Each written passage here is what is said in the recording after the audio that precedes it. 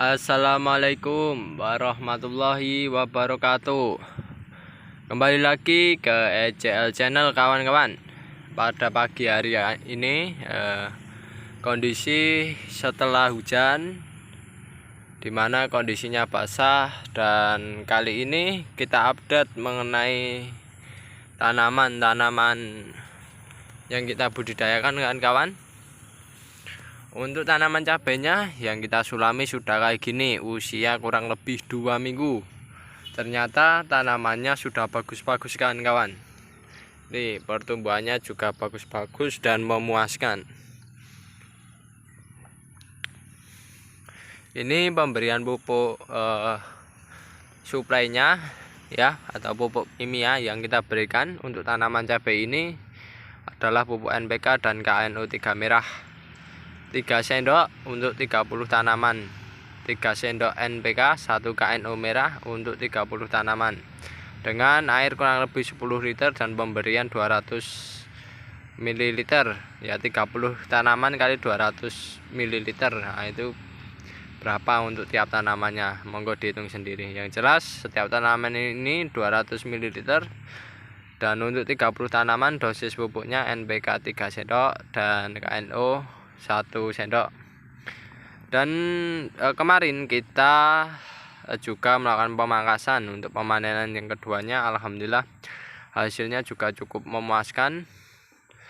Panen kedua kemarin kita sedikit mengalami penurunan ya, tapi ya wajar lah, karena kemarin dihantam terus dengan kondisi panas yang tidak karuan ya panasnya, sedangkan suplai pupuk airnya agak sedikit ya, sehingga menjadikan proses pertumbuhan si tanaman kemanginya agak melambat, dan hasilnya turun. Akan tetapi dalam perhitungan kami masih memperoleh keuntungan dan masih layak untuk dijalankan. Dan ini tanaman dan di bagian situ tanaman kemanginya itu nanti sore kita panen ya. Kemarin kita panen separuh ya, separuh bagian dari tanaman kemangi kita panen, dan ini sore nanti kita panen lagi, karena kemarin pasarnya belum berani skala besar karena ada hal yang tidak dimungkinkan untuk menjual dengan skala besar. Dan pada pagi yang berbahagia kali ini ya kan kawan, kita akan membahas tentang pemupukan ya. Jadi karena tanaman kemangi yang kita budidayakan ini panennya tidak bersamaan, maka pemberian pupuknya harus juga tidak bersamaan. Karena mengapa?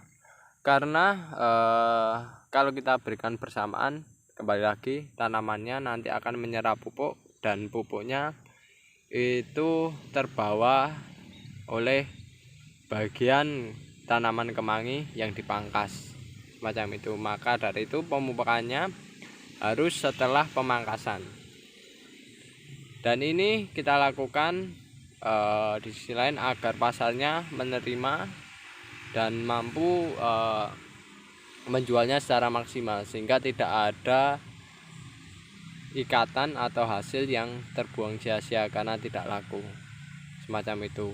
Inilah salah satu langkah yang bisa kita lakukan ketika pasar kondisinya kurang memungkinkan, atau bahkan ketika barang terlalu overload, maka kawan-kawan harus memangkasnya secara bertahap, jangan langsung ya, disesuaikan dengan kemungkinan pasarnya berapa. Kalau semisal pasarnya menginginkan 20 ikat atau 50 ikat ya segitu saja kan, tidak harus kita mensuplainya dengan jumlah 100 ikat maupun lebih. Yang jelas itu informasi mengapa pemanenan di kami ini dilakukan secara bertahap, tujuannya agar pasarnya maksimal, banyak yang menerima, dan kontinuitas ya itu juga bisa maksimal. Dan oh ya kan kawan, pemupukan ini Untuk tanamannya dilakukan setelah pemangkasan langsung ya, paling maksimal kurang lebih 7 hari atau hingga 10 hari lah, semacam itu. Yang jelas paling lebih enaknya kawan-kawan setelah pangkas langsung dipupuk, maksudnya hari keesokannya langsung dipupuk kan kawan, nantinya hasilnya bisa bagus kan. Dan ini ya, ini contoh tanaman yang kemarin sudah melakukan pemangkasan pertama, sudah tumbuh kembali kan. Nah, paling memotongnya kurang lebih panjangnya 1 kilan ini kita potong, nanti kita jual kembali semacam itu kan kawan. Dan untuk tanaman cabenya alhamdulillah ya, di sini sudah merata tanamannya, bagus-bagus pertumbuhannya ya, baik-baik, tidak ada masalah ya, tidak ada masalah yang seperti dulu. Nah, ini kita berikan pupuk juga secara berkala semacam itu kan kawan. Yang jelas kita memberikan pupuk secara berkala. Dan oke kan kawan, itu dulu mengenai informasi mengenai tanaman kemangi, yaitu tentang bagaimana caranya agar kemangi bisa terjual secara maksimal, yaitu salah satunya dengan cara melakukan pemanenan secara bertahap.